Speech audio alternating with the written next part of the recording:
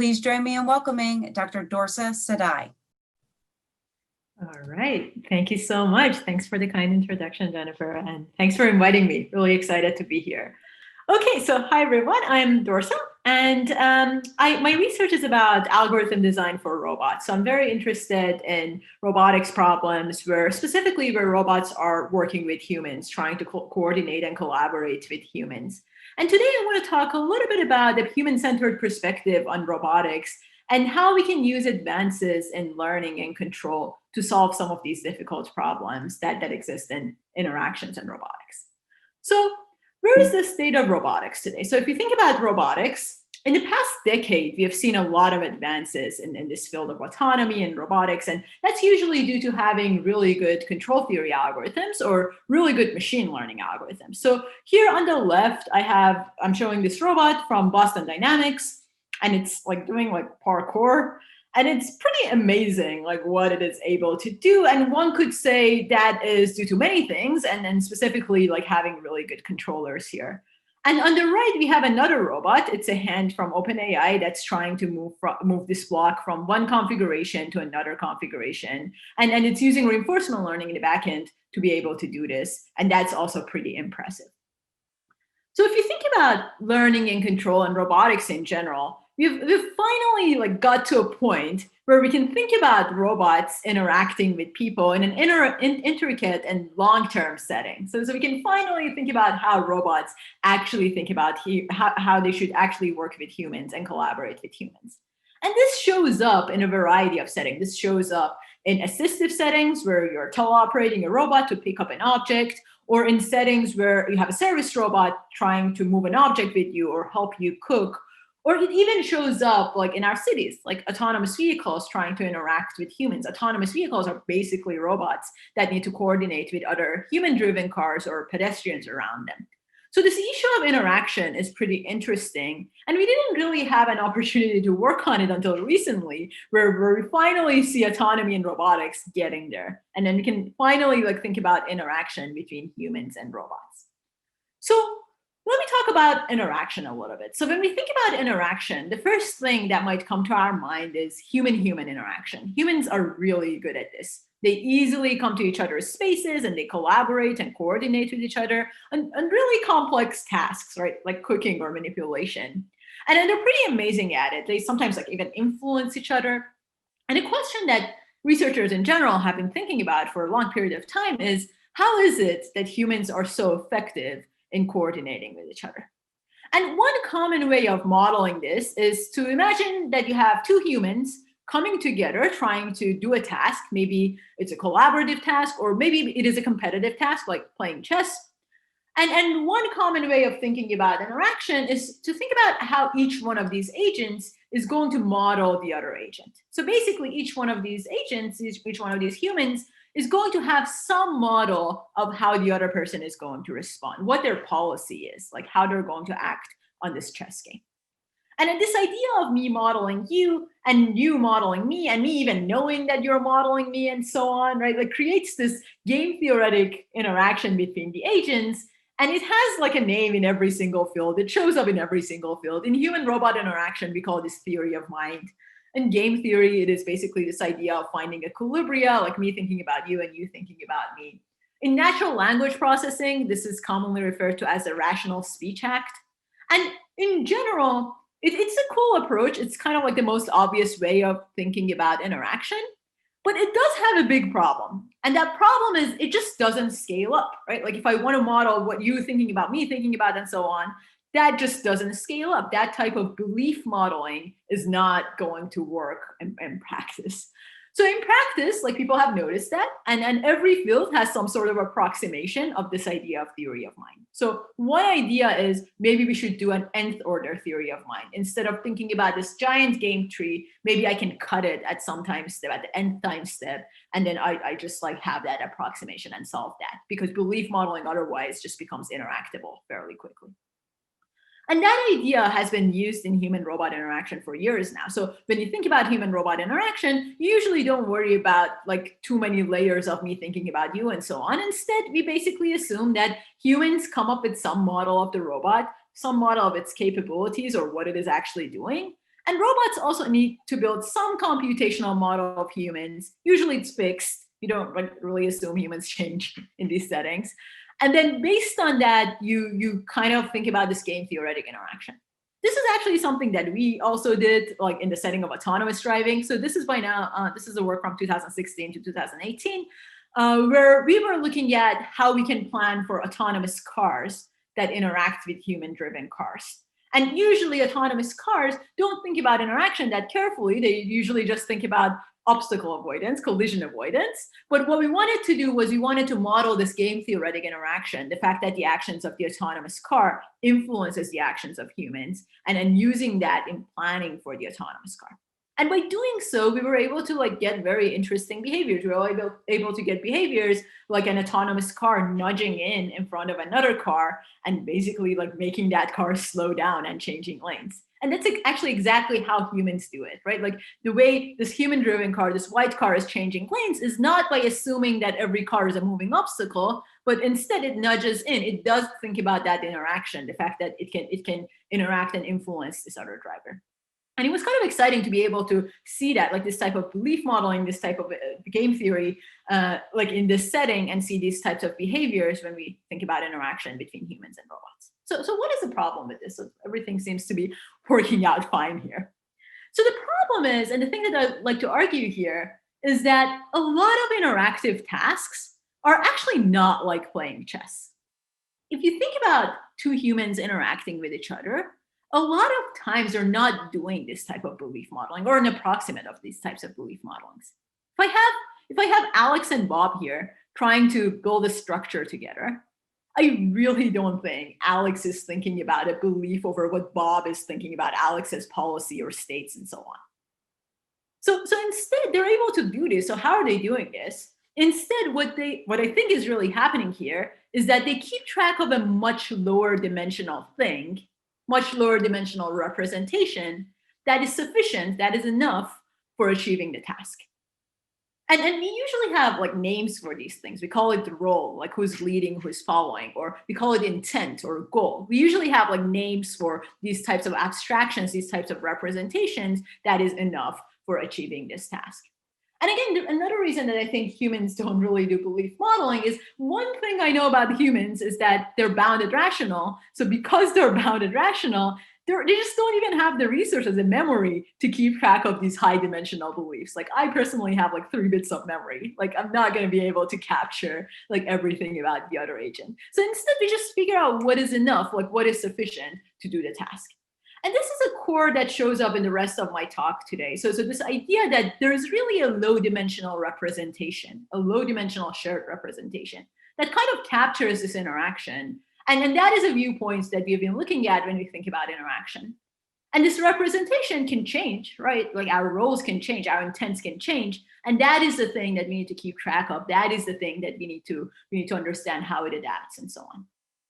So using this insight, what I'd like to do today is I'd like to talk about 2 main topics. I'd like to first talk about how a robot should go about modeling a human. How should it build a computational model of a human?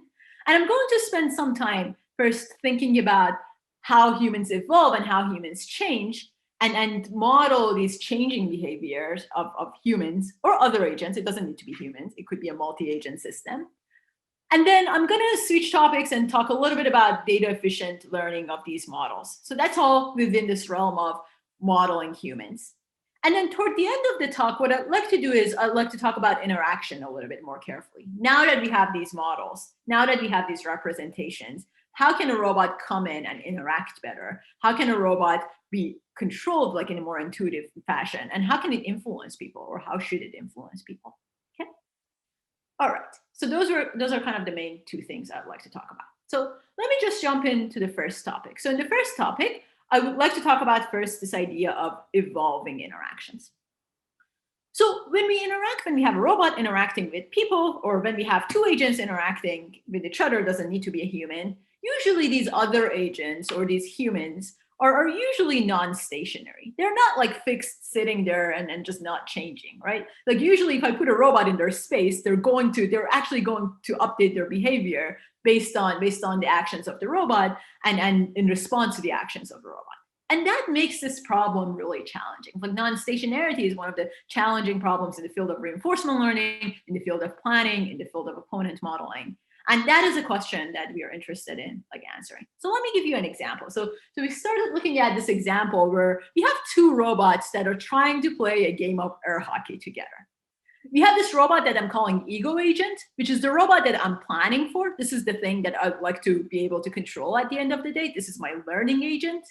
And then we have this other robot that I'm calling other agent. This could be a human, but at the moment, let's just call it other agent. And this other agent here is going to follow a rule-based policy. So in this case, the rule-based policy is it's going to push the puck either to the left or right or the center. Okay? So this is my setup. So then what we can do is we can basically observe interactions. These robots could play with each other, and every interaction is going to be a sequence of state actions and rewards. So, and this is reward from the perspective of the ego agent. Like, was it able to block the puck, or was it not able to block the puck? Okay. So then the interesting thing is that the other agent, it's not going to follow a fixed policy. It is non-stationary. And the way we're modeling that non-stationarity is that this other agent is going to follow some sort of dynamic, some sort of transition, where basically the next state z, which represents its policy, is going to be based on a function of the previous z and the interactions that it has seen. It sees how the ego agent responds, and based on that, it's going to update its policy. The specific way here is if the ego agent blocks the puck, it's going to change its policy. That is what the rule-based policy is here. Okay? So then if I just use a naive reinforcement learning algorithm for this robot, for this ego agent, that doesn't really model anything about the other agent, what happens is that this agent is able to learn something smart. It learns to basically block, but it only is able to learn how to block for one of these modes. For example, like it learns to block on the left. It doesn't really learn to block anything else because it doesn't model the fact that there's this other agent that is changing. Okay? So our idea here is that maybe we can go ahead and model this other agent's behavior using a low-dimensional representation, the low-dimensional representation that I was talking about earlier. And the way we do that is by using ideas from dimensionality reduction and from unsupervised learning, where we collect a bunch of trajectories. So these are trajectories, our past trajectories, and then we encode them to a latent strategy, a low-dimensional strategy that is able to basically predict what the other agent is going to do in the next time step. So we basically train an autoencoder. This structure is an autoencoder, and it has a loss function. And the loss function is basically, the point of the loss function is to try to predict the next interaction. And by doing so, try to figure out what is a low-dimensional latent strategy of how this other agent should move around. Okay? So that's kind of like the core of it, learning this latent strategy, figuring out what the opponent is doing. So once we do this representation learning, once we figure out what Z is, then I can just plan for my autonomous ego agent, for the robot that I really cared about. Like that ego agent can try to use this Z that is learned here in order to act better. So how do we do that? We just maximize the ego agent's reward conditioned on the fact that it has a model of the other agent, and then it's able to react to the other agent efficiently. So we're calling this algorithm learning and influencing latent intent, or LILI. So if I refer to LILI, that is what LILI does. LILI basically models the other agent as using a low-dimensional latent strategy, and uses that in a reinforcement learning fashion to plan for the agent. Okay? Let me show you how LILI works in practice. So here's an abstract example that we tried out. So imagine that we have a circle, and we have an ego agent that we are planning for, and the ego agent is starting inside of the circle.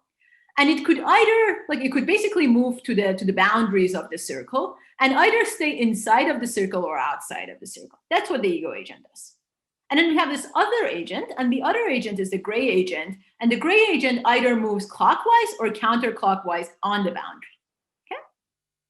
So then what we would like to do, our objective here, is for the ego agent to, as quickly as possible, capture the other agent. So that's what it would like to do. And for that, because its actions actually influences how the other agent moves around, if it's moving clockwise or counterclockwise, depending on if it is inside or outside, then because of that, the ego agent needs to model this other agent, and based on that, plan accordingly. So here I'm just showing some results. So the first result is using kind of a naive reinforcement learning algorithm called soft actor critic. And what happens is that the ego agent starts from here and it just goes in the middle because it doesn't model the other agent. It doesn't know if the other agent is moving clockwise or counterclockwise. And because of that, it gets stuck here. Here I have a baseline that actually models the other agent, but it doesn't capture the fact that the other agent could be influenced by the ego agent. So it kind of moves toward the ego agent, but it's not able to capture it. And finally, Lily is able to move from this point and actually go ahead and capture the other agent, like in this setting, and be able to achieve the goal because, again, it models this latent strategy about the other agent. Okay. All right, so this was an abstract example. What happens to our air hockey example? Let me show you the air hockey example. So here again, if the way we are defining reward is if the agent blocks the puck, I'm going to get a reward of +1.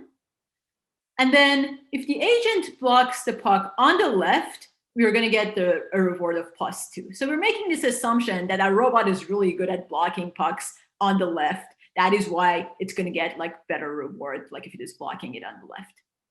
So again, if I don't model the person, if I just use soft actor critic, what happens is that this robot doesn't model the human. And because of that, it's going to finally learn how to block the puck on the left. But that's like the only thing it is learning. It doesn't capture the fact that this other agent is changing. And here's actually how after 4 hours of training, these things take forever to train, but after 4 hours of training, the robot successfully just blocks things on the left. Here's actually the learning curve.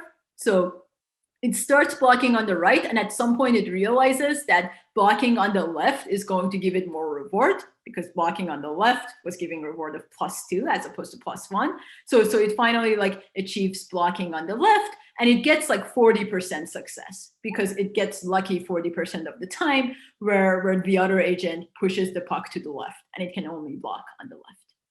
But when I actually model the other agent, using Lily, we are able to basically block the puck no matter where it is. So this is, again, after 2 hours of training. It takes a little bit longer to train this algorithm, but eventually after 4 hours of training, it's basically able to block like any of these pucks that are pressed. And not any, like 90% accuracy. But this is, again, the curve of Lily. It's able to achieve 90% accuracy, which is kind of impressive. All right, so this was all great. And at some point, we thought, okay, maybe we should play with actual humans. So what happens if I bring in a human? And what happens if I want to train with a human or play with a human? In this case, we didn't train anything with humans because these algorithms are completely data inefficient. And because of that, we weren't able to train this with humans. But we decided to just play what we have learned with humans. And if we use, again, soft actor critic, we get around 40-45% success, similar to before. But then if you're using our algorithm, you're going to get 73% success. The ego agent, this robot, is able to block the puck 73% of the times. So what are the key insights, key takeaways that I've been talking about so far? So I've been talking about the fact that human partners, and sometimes like other robots that we are interacting with, are often non-stationary. They change. They don't follow a fixed policy. And we should try to represent that. We should try to model our opponents or our partners. And one way of doing that is by using this idea of latent strategies, latent representations that capture their strategy. And that works generally okay in multi-agent reinforcement learning, but it doesn't work as well when it comes to humans. And part of the reason is that learning with humans in the loop is a lot of times interactable, especially for these neural net-based type of policies where you have a lot of parameters and you need to train for a long time. It's actually pretty difficult to learn with humans in the loop. So the question that I think is interesting is, can we do better? Can we learn something from humans? So far, we've looked at this idea of evolving interactions, non-stationary humans. And I think the core there is representations. Having the right representation really matters here.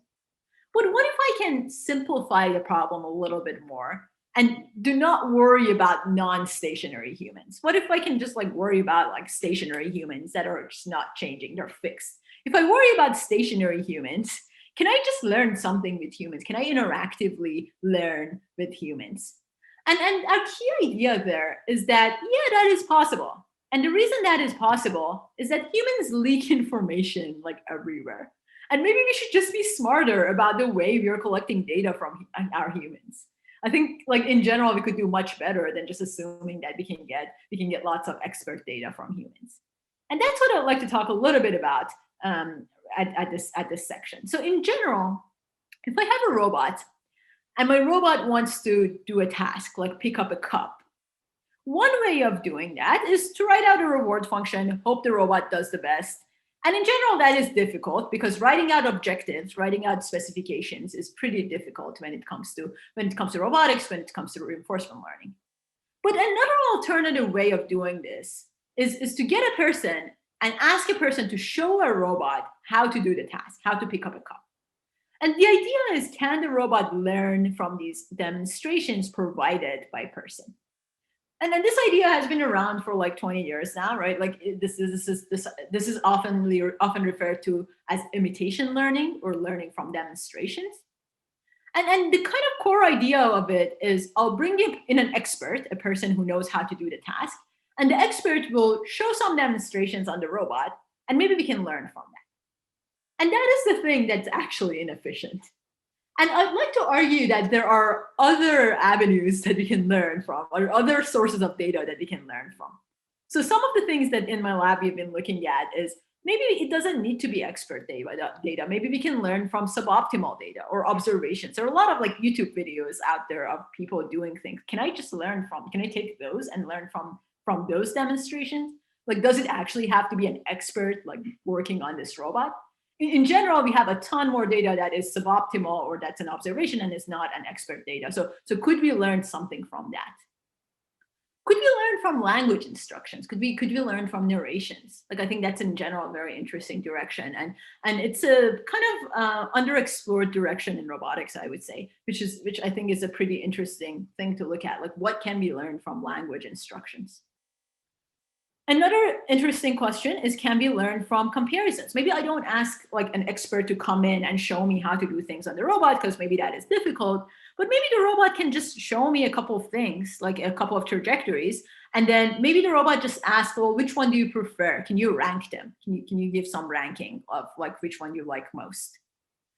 Or like, this is a robot, right? So we can actually move, it has an embodiment. We can move the arm, we can move the joints. Could we learn from physical corrections, like physically moving the robot? And I think that's also a very interesting direction to look at.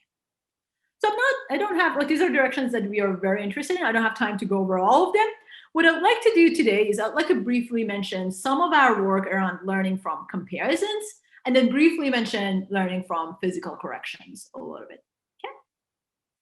All right, so what do I mean by comparison? So what I mean by comparisons is, instead of again asking a person, come and demonstrate a full-on trajectory, I can just show two trajectories, let's call them psi A and psi B. And then I can ask a person, well, which one do you prefer? Do you like A or do you like B? And based on the response that I get from this human, I'm going to get some idea of how this reward function looks like. Specifically, I'm going to figure out if the reward function is going to be greater over psi A or if it is going to be greater over psi B. Like, that is the information that I'm going to get. It's one with information, but it's still information. Okay? So in this case, I'm going to assume at the moment that this reward function is also a linear combination of a set of hand-coded features. So these thetas are the parameters of the reward function that I actually would like to learn. So just briefly, what does that mean? Imagine theta lives in a three-dimensional space. So if that is the case, if theta lives in a three-dimensional state, it could like be any of these samples, any of these points, okay? And there is a true value of theta that corresponds to our actual reward function. Let's say this is our true value of theta. Then every question, every query that I would ask my user generates a separating hyperplane in this space. And the response to that question, like the human telling me I like A over B, is going to basically tell me which side of this hyperplane is preferred. Okay? So humans are also noisy, so I'm not going to fully trust them. If they tell me I like A over B, I'm not going to completely remove everything that is about B. Instead, I'm just going to resample and reweight my samples based on what they tell me. But I'm not like removing these samples here because maybe they were wrong and they have like some sort of noise model. And then based on that, I'm going to get a better estimate and get closer to this true reward function that I'm looking for. Okay. So then this is based on one single question that I ask from a user. But then the interesting research question here is, what should be the sequence of questions, the sequence of queries that I ask my user in order to quickly converge to what their objective is and how should this robot like do this task? Okay? And this is an active learning problem. There is, in general, like it's a very active area in machine learning. And the idea is, how can we look for this most informative data as opposed to like all data? And I think it's a very interesting insight, especially in human-robot interaction. Like one of my biggest like pet peeves is when car companies like come out and say, well, my car is safe because it has been driven these many number of miles. But that doesn't mean anything. Like we can drive that car so many number of miles on the same like highway, like on the same like snippet of highway. And like if you do that, like that doesn't tell me anything about your car being safe in downtown Palo Alto, right? Like that doesn't tell me anything about that. So it's not like the number of miles or the number of data points that we have, it's the diversity of them, it's the informativeness of them. And that is what we should optimize for. And if you optimize for the most informative data when we are interacting with people, then we can actually, like if we have limited data from people, we can be much more careful about what type of data we are getting from them. So as I mentioned, the way we are formulating this is as an active learning problem. So we actively synthesize questions, new scenarios that we put people in, and we ask them which one, like what do you actually prefer to do here? And mathematically, what that corresponds to is that corresponds to optimizing for some information theoretic metric and figuring out a scenario of phi that corresponds to an informative scenario. So, and that scenario corresponds to this hyperplane that I was talking about. The objective here could be any information theoretic metric. We've used entropy, we've used determinantal point processes. Here in this case, we're using volume removal, which basically says, hey, maximize the minimum volume that would be removed from your hypothesis space and go based on that. We also have a constraint here in this optimization, which basically says, hey, make sure the scenarios that you're generating are actually feasible and can run on the robot and are realistic and so on. Okay, so that is what the constraint is saying. So every time step I run this optimization, I come up with a new scenario that's the most informative scenario that I could be asking a question from a user. And based on that, I learn and I move forward. Let me show you how this works in a very simple driving environment. So here we have a 2D simulator environment. And on the left, if I don't ask any questions, I have this autonomous car, which is the orange car. And the orange car doesn't really know what it is doing, and it moves around and moves over cars. If I ask 30 questions, what happens is that this vehicle learns how to keep heading. So that's what it learns. And then after 70 questions, the vehicle learns how to keep heading while also doing collision avoidance, which is pretty interesting. Because I didn't get any demonstrations. I didn't get any expert demonstrations. I only asked like 70 binary questions, the most informative 70 binary questions. And then from those, I'm able to learn how to drive in this simple simulator, which is pretty nice. All right, so going back to this picture, right? We've been talking about learning reward functions from preferences, and I've been using this type of reward function for this driving work or for everything I've talked about so far. I kind of like assume that this reward function is a linear combination of a set of features. And in reality, like that's not always the case. Reward functions are not always linear combination of features. So in the follow-up work, what we have looked at is what happens if the reward function is obviously not a linear combination of features. And the setup is I want to just learn how this robot should play a version of mini golf, basically pushing this ball to either one of these target locations like down here. And I'm going to do that through preference-based learning, where I show two different trajectories, A and B, and then I ask a user, well, which one do you prefer? And I kind of like follow the same sort of strategy. But the thing here is that if I assume the reward function is linear, I would be a little bit screwed because designing these features can be really difficult. And if you look at papers where they actually design these features, these trajectory features, it kind of looks like magic, like where they come up with the features. So here are some snippets of papers, existing papers that do that. So here's a paper that says, I'm going to pick a feature that is equal to this. And I'll pick C4 to be equal to 3. And a good question to ask is, well, where did that come from? Like, how do you know C should be equal to 3? Like that's kind of like magic. It's a magical hyperparameter tuning. Or you might have like other types of features that are hand coded. And again, like I pick C2 to be 7 and C3 to be 3. And that basically tells us designing features can be really difficult, can be incredibly difficult. So what can we do? If that is difficult, then what is the best way to go? Well, the way that the field has gone is that go through this idea of using deep learning. So you don't need to write out features. You go directly and generate the features through a deep neural network. But we just talked about the fact that training deep neural networks with humans in the loop is not going to work, right? Like we have too many parameters. You're asking binary questions from users. That's not going to scale up. So what can we do? And we don't want to use like these types of complicated features. We want to be able to use very simple features like shot speed and shot angle.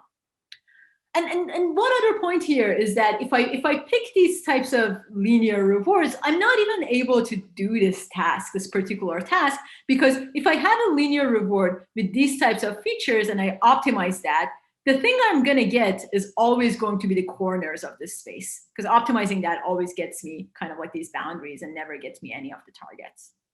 So the idea that we have been exploring here is, what if we can use a nonlinear reward function here that's not a neural network? Like, what if I can use a Gaussian process here based on these simple features? And by using so, can I cover the full space, any of these targets? I'm skipping like all the math basically for how we are doing it. I just want to briefly mention that we are just handling nonlinear rewards too. But let me just show you how the policies would look like. So if I use linear reward, as I mentioned, it's going to target the sides, which is not going to be great. But then if I use this Gaussian process reward function, I'm able to target any of these balls, any of these targets using only preferences. All right.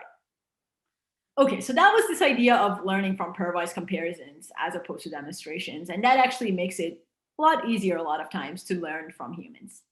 So what I'd like to do is I'd like to briefly also talk about how we learn from physical correction. So again, a robot is an embodied agent. It has like joints and stuff, and you can move it around and you can provide physical corrections on it. And those physical corrections have a lot of value in them. And it turns out that when you move a robot like over a period of time and provide a sequence of corrections, they're not independent. They actually depend on each other. And the question we are interested in answering is, could we learn from a sequence of corrections? So here I have an example where we have two of our robots. And let's say the robots are putting a grocery bag on the countertop and are helping us to unpack the grocery bag. Okay. So the thing is, the robot thinks that its goal location is the blue region, and it's going to go ahead and put the bag on this goal region. But it turns out that the human, in this case, has some reason that the bag shouldn't go in the blue region. Instead, maybe it should go in the green region. Maybe the blue region is wet and the robot doesn't know that. And because of that, the human is going to provide a set of corrections and help the robot realize what its actual objective is, what its actual reward function is. And in doing so, it needs to, again, satisfy a bunch of objectives at the same time. It's not a single reward function, right? It is reaching this goal. At the same time, you don't want to stretch the bag too much because then the bag is going to break. Or you don't want to squeeze the groceries too much, or you don't want to hit this Stanford hat that is here. So in general, you have a bunch of objectives, and you can't satisfy all of them, and you're providing a sequence of corrections to do so. So let me show you how the original trajectory looks like. This is what the robot would start doing, placing the bag on the blue region. And what we'd like to do is we would like to bring in a person, where the person pushes the robot, provides forces on the robot. And based on those forces, we are able to look at a set of propagated corrections. And from these sequence of propagated corrections, we would like to be able to learn what the reward function is. So in this case, Mangxi is pushing the robot a little bit to the left, a little bit to the left. And every time it pushes the robot, we're getting a new correction. Of course, we're not going to satisfy all the constraints. Like maybe the bag is stretched more than what we want, or maybe we hit this Stanford hat at the end. But the thing is, the sequence, the interdependency between the sequence allows us to figure out what's the right reward function. And the way we do that is just briefly, the idea of that is what we would like to find out what thetas are, the parameters of the reward function. and we want to figure out what the probability of that is, given that we get some corrections, we can write out Bayes' rule. And based on Bayes' rule, we get this term that we need to figure out what it is. And that term is probability of corrections given theta. So the way we model humans is that they're providing corrections for us, and those corrections are proportional to exponential of some sort of reward function. This type of modeling is commonly done in human-robot interaction. It's basically assuming that humans are following this Boltzmann distribution type of approach. And the question is, what should be this objective? What should be this reward function be? And the way we are selecting this reward function is it's a reward of each one of the trajectories discounted plus the effort, or like minus gamma here, the efforts that the human is putting in providing the correction. So we don't want it to be too difficult. So that's how we are formulating the problem. This is a difficult problem to solve. It's a difficult optimization that ends up becoming a mixed integer program. But at the end of the day, we approximate this probability, and we are able to learn from the corrections. Let me show you how this works actually on one of our users. So this is a slightly different bag, slightly different setup. But basically, the darker colors in the plots are showing the true human's preferences.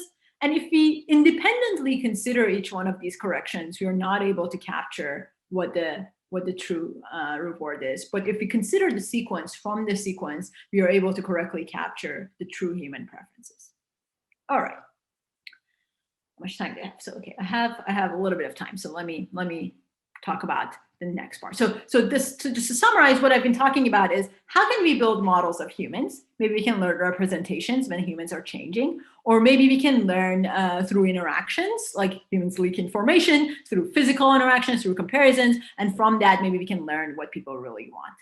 What I'd like to talk about now is thinking about interactions with robots a little bit more carefully. And I would like to jump in a specific example that I'm really excited about. And this is an example of assistive robotics and assistive teleoperation.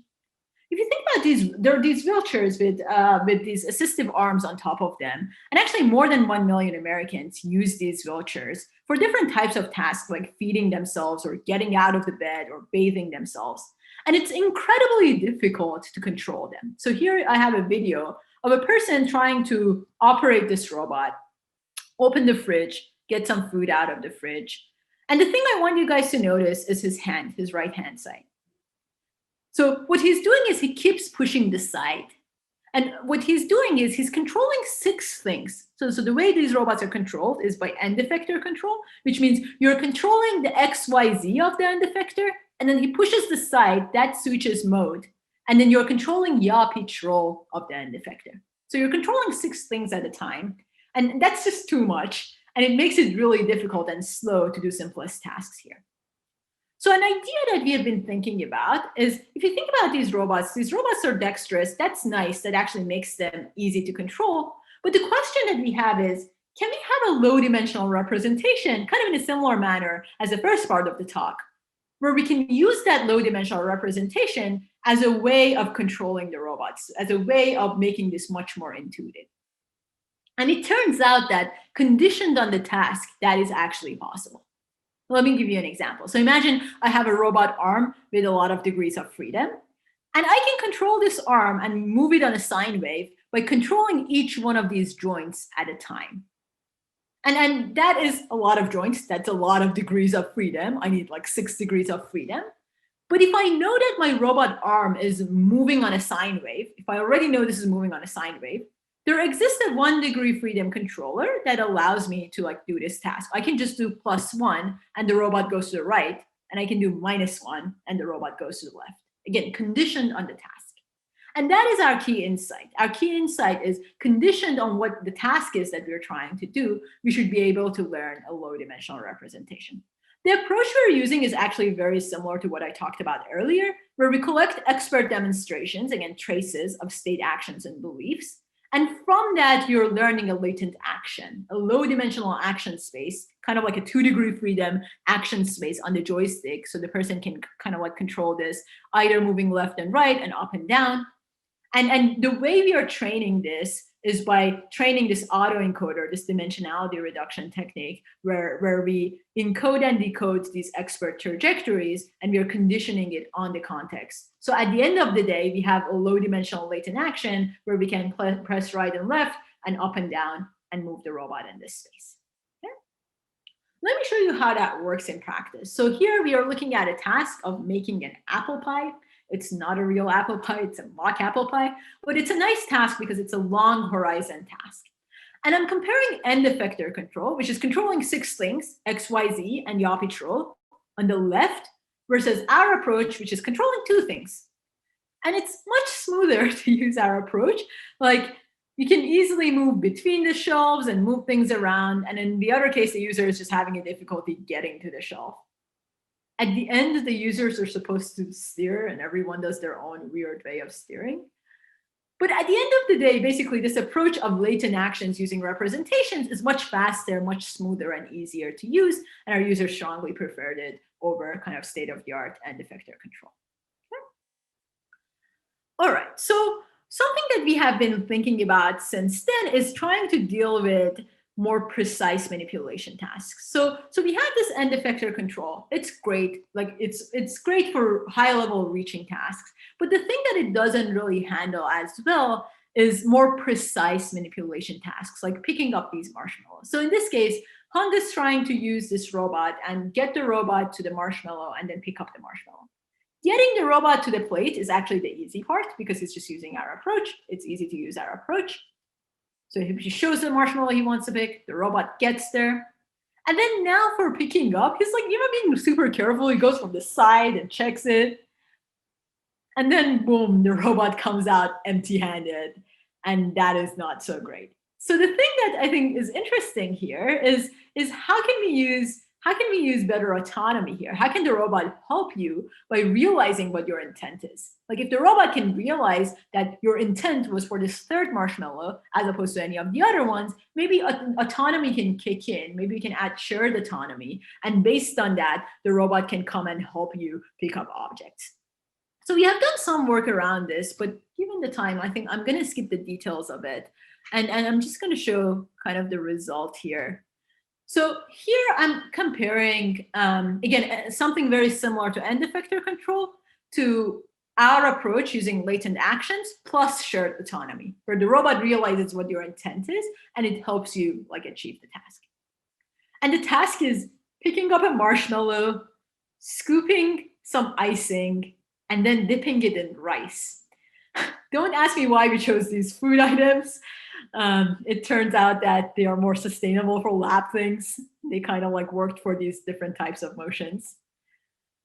But at the end of the day, the thing that we get out of retargeting is this type of behavior where the robot is always standing in the stabbing motion. The robot is not realizing that you want to scoop sometimes. And because of that, it doesn't help you scoop at times. And it's always kind of in this type of stabbing motion. And then it's much difficult to achieve the task. It takes longer. And then you have a harder time doing the task. But if you use our approach, you pick up the marshmallow. And I think the interesting thing here is when you're scooping icing, it actually scoops. Instead of dipping in, it actually scoops in icing.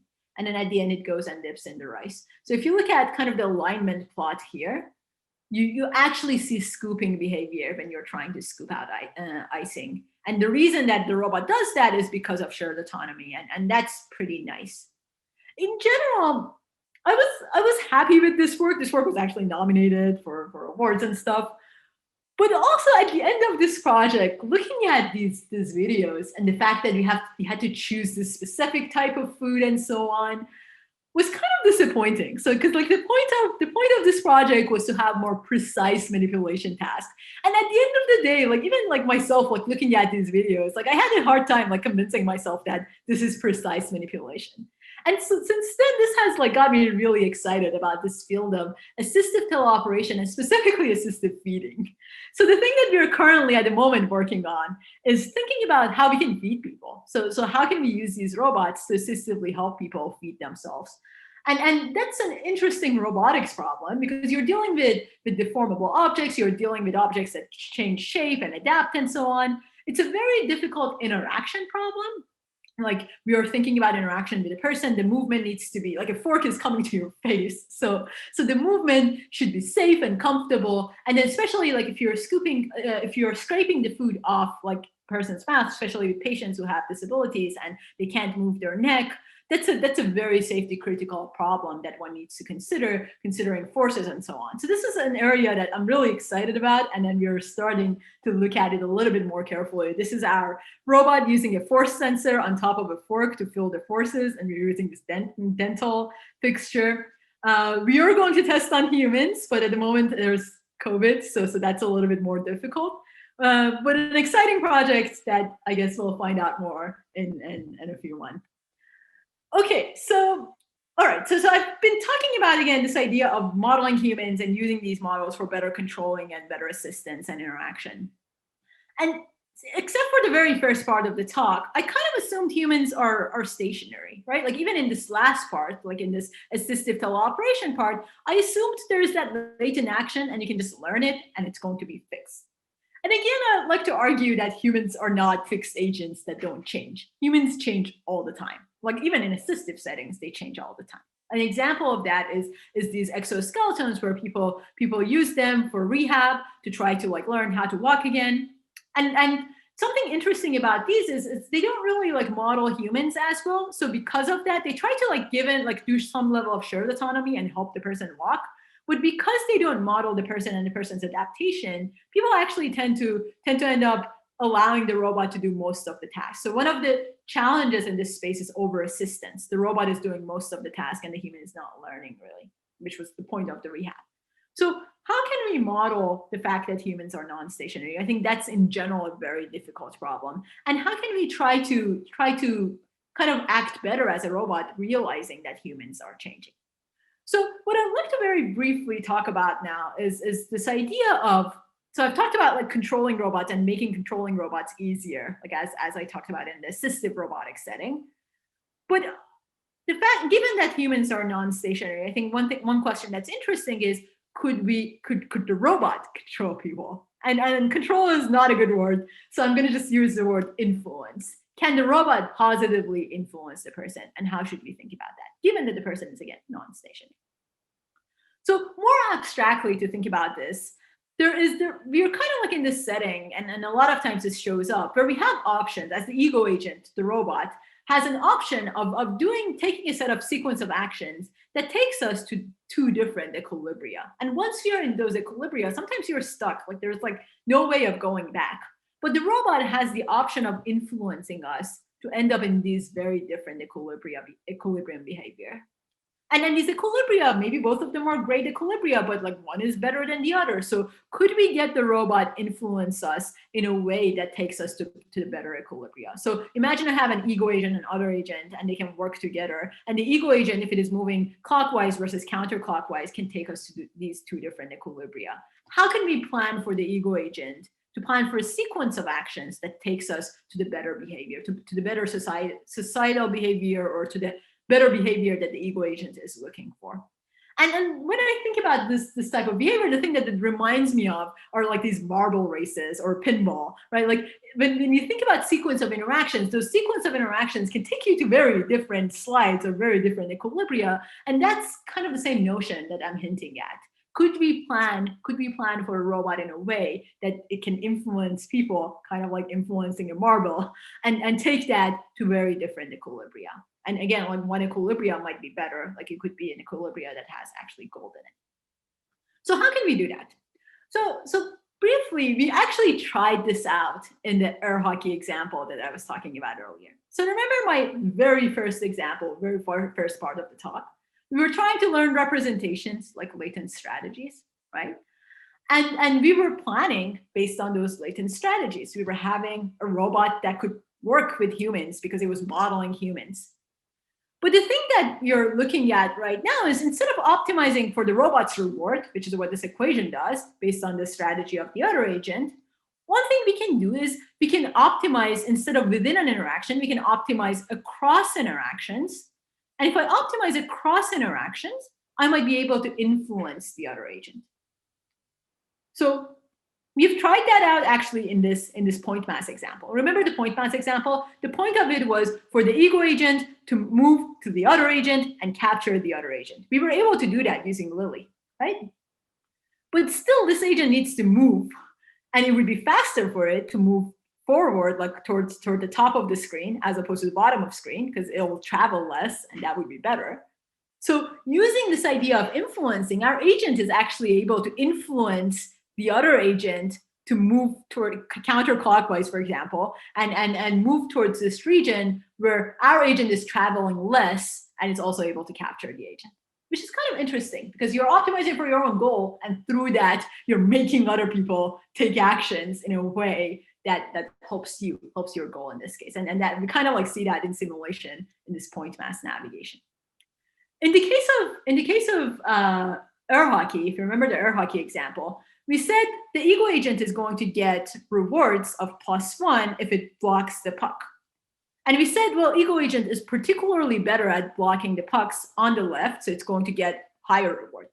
So if I think about influencing, like if the ego agent is really trying to optimize for its own reward throughout like all of time, then the thing it should try to do is it should try to influence the other agent to like push the pucks to the left, because that is the thing it is good at. Kind of like needs to like trick the other agent, manipulate the other agent to push the pucks to the left.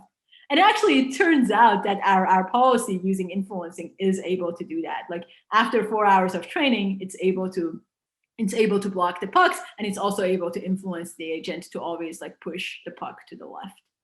So using this idea of influencing, our algorithm is able to have similar performance as the no influence setting. So it like blocks pucks 90% of the time.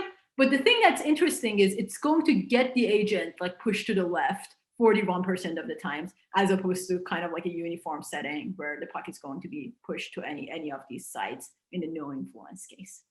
Yeah. All right. So I think that in general, like that direction in general is pretty interesting to think about. And one other very quick point that I want to make here is that sometimes you can't force people to be pro-social. Sometimes you can't really like force the other agent to respond in a particular way that you would expect.